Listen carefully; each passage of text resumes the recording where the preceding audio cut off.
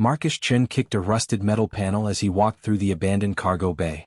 The sound echoed through the empty space like a lonely ghost. He shouldn't be here.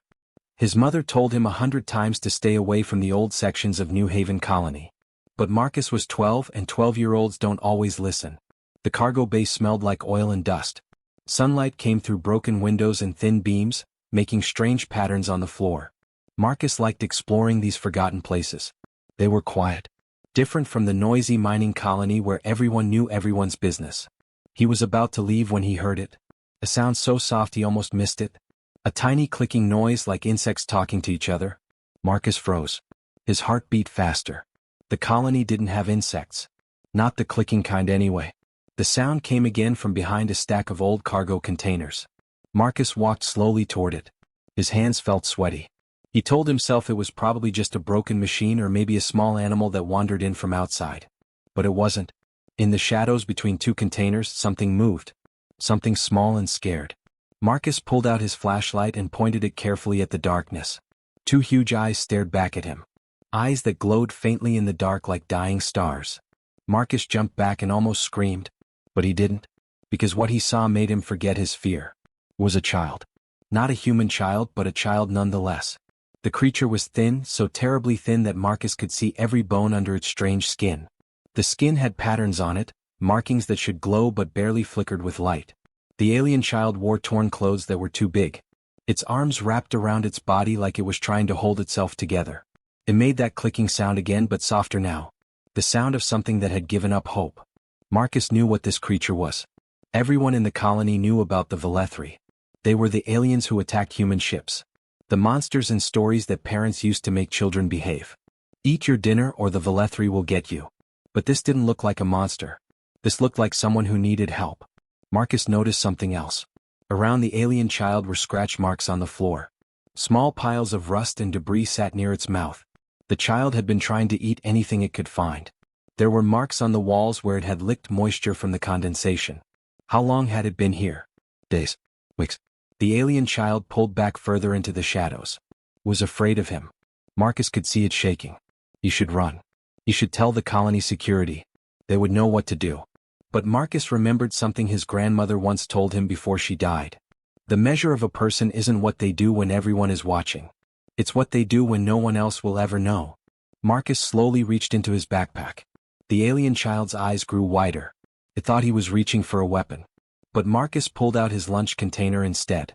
Inside was a sandwich, an apple, and a protein bar. His mother packed it that morning. He opened the container and placed it on the ground. Then he pushed it slowly toward the alien child. The container scraped against the metal floor, sounding loud in the quiet space. The alien child stared at the food. Then at Marcus. Then back at the food. It didn't move. Marcus stood up slowly. He backed away toward the entrance of the cargo bay. The alien child watched his every movement with those huge, glowing eyes. When Marcus reached the doorway, he stopped. He looked back at the small creature in the shadows. For a moment their eyes met. Marcus saw something in those alien eyes. Intelligence, fear, and a question. "You can have my food," Marcus said quietly. His voice sounded strange in the empty bay. Then he turned and walked away. Behind him, in the darkness, he heard a different sound. Not clicking this time. Something softer. Something that might have been gratitude. Marcus returned the next day with half of his breakfast. His stomach growled in protest, but he ignored it. When he entered the cargo bay, the lunch container from yesterday sat empty near the entrance. The alien child had moved it there like a message. Like a thank you. He found her in the same spot between the containers. She looked a little less afraid today. Her eyes followed him as he approached, but she didn't pull back into the shadows. Marcus noticed the faint patterns on her skin glowed slightly brighter than before. Maybe the food had helped. He placed the new container down and sat on the floor about 10 feet away. The alien child tilted her head, confused by this. Why wasn't he leaving? But Marcus had decided something. He couldn't just leave food and run away forever. If he was going to help, he needed to really help. They sat in silence for 20 minutes. Finally, the alien child reached out slowly and pulled the container toward her. She opened it with thin, careful fingers. She ate like someone who had forgotten what food tasted like. When she finished, she made that soft clicking sound again. Marcus decided to call her Echo because of it. This became their routine. Every day after school, Marcus brought food. Every day he sat a little closer. By the end of the first week, Echo let him sit just 5 feet away. By the second week, she started making different clicking patterns when he arrived. Marcus thought maybe she was trying to talk to him. On the 15th day, Marcus brought paper and colored pencils. Echo watched with curiosity as he drew a simple picture of himself and wrote his name underneath. Then he pushed the paper toward her. Echo stared at it for a long time. Then she picked up a pencil. Her hands shook as she drew. Her first drawing was heartbreaking. She drew a ship falling from the sky in flames. Then she drew several tall figures walking away from a small figure on the ground. The small figure was alone. The tall figures never looked back. Marcus understood. Echo had been left behind. Abandoned. He pointed at the small figure in her drawing and then at her. Echo's eyes became wet. Marcus didn't know aliens could cry, but she did. The tears glowed softly as they ran down her face. He drew another picture. This one showed a stick figure boy sharing food with a stick figure alien. He drew a heart between them. Echo looked at the drawing for a long time. Then she touched the heart with one finger. She looked at Marcus with an expression he couldn't read. Like she didn't understand how this could be real. Over the next weeks, their communication grew. Echo drew pictures that explained her world. She showed him that her people valued strength above everything. The weak were left behind. Always. She drew herself with dim markings and thin arms. In her culture she was broken. Useless. Better off dead. Marcus drew different pictures. He showed her humans taking care of sick people in hospitals. He drew old people being respected. He drew children with disabilities going to school. He drew his grandmother in her wheelchair and how much his family loved her. Echo studied these drawings like they were puzzles she couldn't solve. One day, Marcus brought his sister's medical scanner, hoping to learn more about Echo's health. When he turned it on, Echo's eyes went wide. She lifted her hand and the scanner floated in the air between them. It hung there, suspended by nothing, while Echo concentrated hard. Her skin markings pulsed with light. Then she collapsed. The scanner clattered to the floor. Marcus rushed to her side. Echo was breathing hard, exhausted. She pointed at her head and then at the scanner. She made frustrated clicking sounds. Marcus understood. She had powers, but she was too weak to use them properly. Her own people had probably seen this as another failure. But Marcus saw something different. He saw potential. He saw someone who just needed a chance. That evening, Marcus made a decision. He couldn't hide Echo forever. The security sweeps were getting closer. He needed to tell someone. The question was who would understand that the monster everyone feared was really just a scared, abandoned child who deserved to live. Marcus sat at the dinner table pushing his food around his plate. His mother noticed immediately. She always did. "You're eating like a bird lately," she said. "Are you feeling okay?" He nodded quickly, but his older sister Yuki watched him with narrow eyes. She was 18 and studying xenobiology at the Colony University. She was too smart for her own good. After dinner, she cornered him in the hallway. "You're sneaking food," Yuki whispered. "I've seen you taking extra portions. What's going on?" Marcus felt his face go red. He tried to walk past her, but Yuki blocked his way. "Marcus, if you're in trouble, I can help. But you have to tell me." He looked at his sister's face. She was worried, not angry. Marcus made a choice that would change everything. "Come with me tomorrow," he said quietly. "But you have to promise not to scream." The next afternoon, Yuki followed Marcus to the abandoned cargo bay. She complained the whole way about getting her clothes dirty. But when she saw Echo hiding between the containers, all complaints stopped. Yuki's face went pale. Her hand moved toward her communicator. "Please don't," Marcus said quickly. He stepped between his sister and Echo. "Just listen. Please." It took an hour, but Marcus told Yuki everything. He showed her the drawings Echo had made. He explained about the crash and the abandonment. Yuki listened with wide eyes. When Marcus finished, she walked slowly toward Echo. The alien child pressed herself against the wall, terrified. "It's okay," Yuki said softly. "I'm Marcus's sister." She pulled out her medical scanner. "May I check your health?" "I won't hurt you." Echo looked at Marcus. He nodded encouragingly. Echo slowly extended her thin arm. Yuki ran the scanner over her body. What she saw on the screen made her gasp. "Marcus, she's dying. Her protein levels are catastrophically low. Her neural pathways are deteriorating." "What does that mean?" Marcus asked, his voice shaking. "It means the food you've been bringing kept her alive, but it's not enough. She needs specialized nutrition." Yuki looked at Echo with something like wonder. "Her biology is incredible. She has organs we don't even have. But they're all shutting down from starvation." Echo clicked softly and pointed at her own head. Then she picked up a pencil without touching it. The pencil floated in the air for 3 seconds before Echo collapsed against the wall, gasping. Yuki's scanner beeped frantically. Her brain is using too much energy for those abilities, Yuki said. In a healthy Velethri this would be normal. But she's so malnourished that every time she uses her powers, it damages her further. Marcus felt tears in his eyes. Can you help her? Yuki bit her lip, thinking hard. I can synthesize proper nutrients using the university lab. But Marcus, that means creating unauthorized compounds. If anyone asks questions I'll have to lie. We could both get in serious trouble. I don't care, Marcus said immediately. Yuki looked at her little brother. Then at Echo, who watched them with those huge desperate eyes. Okay, she said finally. But this is just a temporary fix. Marcus, the security sweeps are scheduled for this sector in 2 weeks. They'll find her. We need a real plan. For the next 10 days, Yuki smuggled specialized nutrient solutions to Echo. The change was remarkable. Echo's skin markings grew brighter. Her movements became less weak. She could lift objects with her mind for longer periods. Most importantly, she started to look less like a dying creature and more like a living person. But with health came awareness. Echo understood her situation better now. Through more drawings and basic words she had learned, she communicated a terrible truth. If the Velethri knew she survived, they would come for her. Not to rescue her, but to kill her. Weakness could not be allowed to live in their culture. It was shameful. Disgusting. On the 13th day, colony security announced they would begin sweeps in 3 days. Marcus and Yuki sat in the cargo bay with Echo, knowing their time had run out. They had 3 choices: hide Echo and risk discovery, try to sneak her off the colony, or tell the truth and hope for mercy.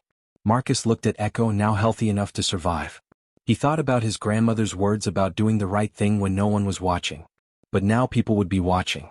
Now the whole colony would judge his choice. We tell the truth, he said finally. Tomorrow. Marcus's parents sat in stunned silence at the kitchen table. His father's face had gone from red to pale to red again. His mother held her hand over her mouth. Between them stood Echo, trembling but standing straight, trying to be brave. A Velethri, Marcus's father finally said.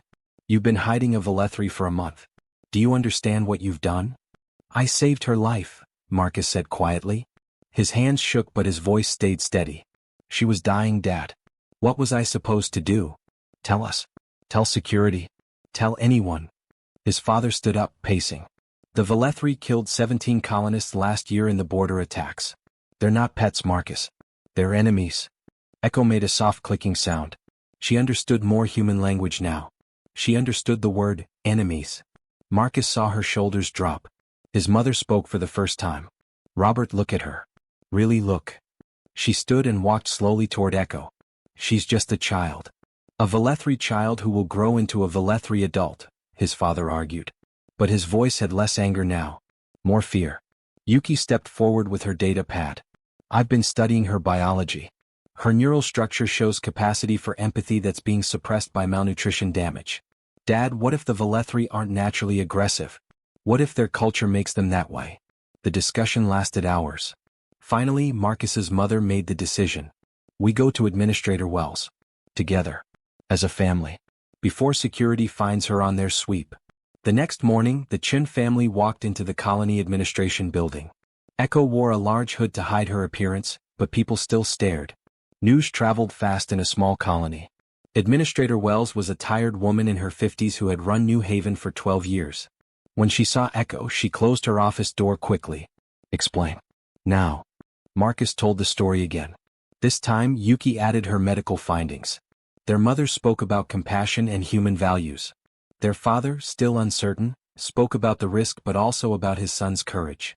Wells listened to everything. Then she looked at Echo. Can you speak, child? Echo had been practicing with Yuki. She spoke slowly in broken human language. I understand you. I learn fast. My people leave me. Weak. Broken. She touched her chest. But Marcus, share food. Yuki, give medicine. Are different. You help weak ones. Wells's expression softened for a moment. Then she shook her head. This is bigger than me. I'm calling an emergency colony council meeting.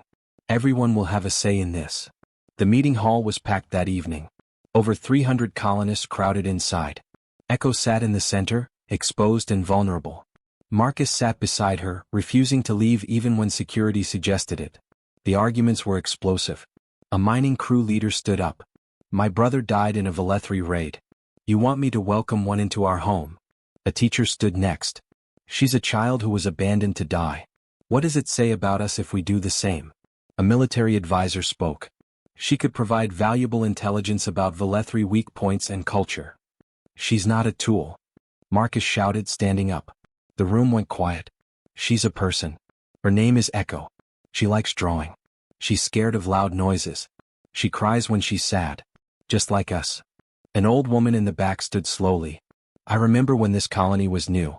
We were the weak ones then. Struggling. Hungry. Other colonies could have left us to fail. But they sent supplies. They help. They said human beings don't abandon each other. She pointed at Echo. If we abandon her now, what are we? The debate continued for 3 hours. Finally, Administrator Wells called for a vote. It wasn't about whether Echo was Velethri. It was about whether New Haven Colony would let a child die when they could save her. The vote was close. 163 for giving Echo sanctuary. 147 against. Echo would stay. Under supervision. Under conditions. But she would stay. That night, Echo slept in a real bed for the first time in months. In the Chin family home.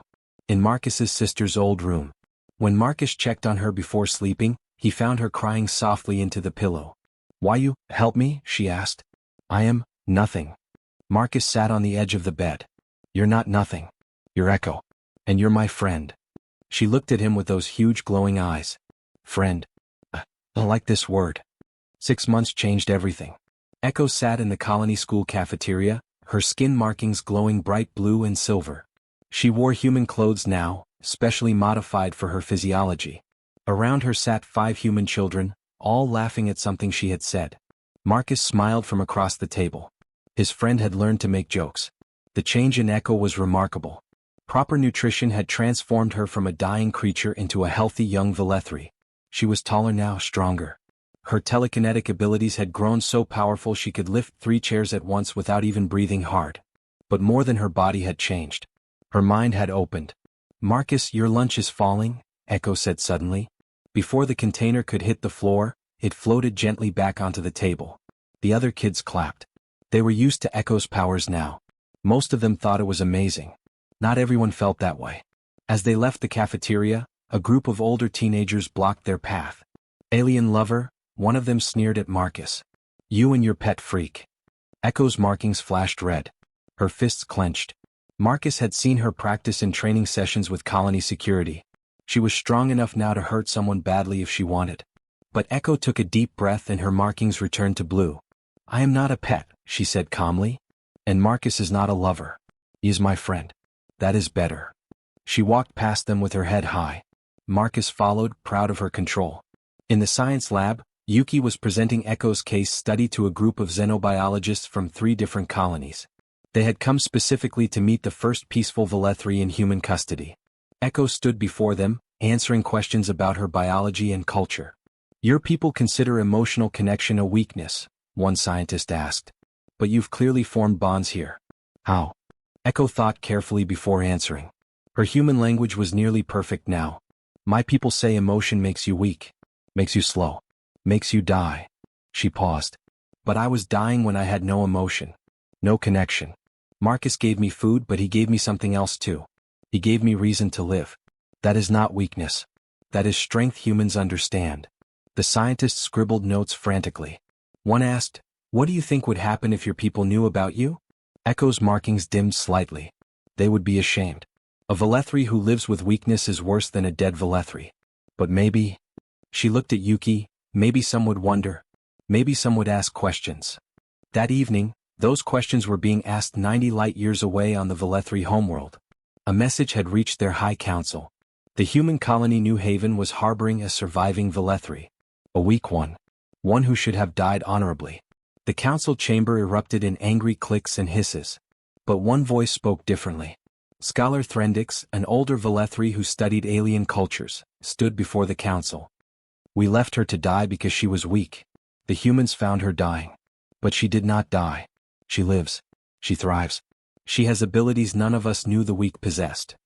She is contaminated by human softness, another council member spat. Or, Threndick said carefully, we have been wrong about what strength means. The words were heresy. Several council members demanded Threndick's be silenced. But others, younger ones, listened with tilted heads.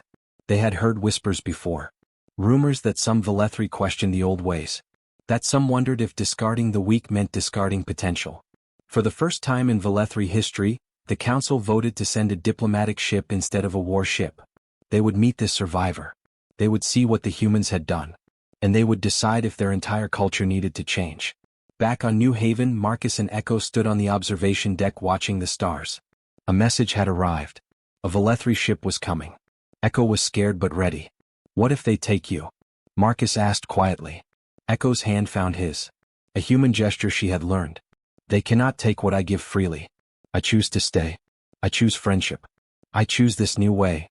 Your people won't understand. Then I will teach them. Echo's markings glowed bright with determination. You taught me that the weak deserve to live. Now I will teach my people that protecting the weak makes everyone stronger. A week later, the Velethri ship arrived. It did not fire weapons. It sent a communication request instead. One word in human language, talk. Marcus stood beside Echo as she prepared to face her own kind. She was not the abandoned, starving child anymore. She was something new. Something neither fully human nor fully Velethri. She was proof that compassion could bridge the gap between enemies. You ready? Marcus asked. Echo's markings pulsed with rainbow colors. You gave me food when I had nothing. Now I give my people something they have never had. Hope for a different future. She walked toward the diplomatic meeting with her head high. Behind her, Marcus whispered words she had taught him in her language. They meant, you are not weak. You are wonderful. Echo heard them and smiled. The human boy who shared his lunch had done more than save one life. He had planted a seed that might grow into peace between two species who thought they could only be enemies. The meeting room doors opened. Echo stepped inside to face her people.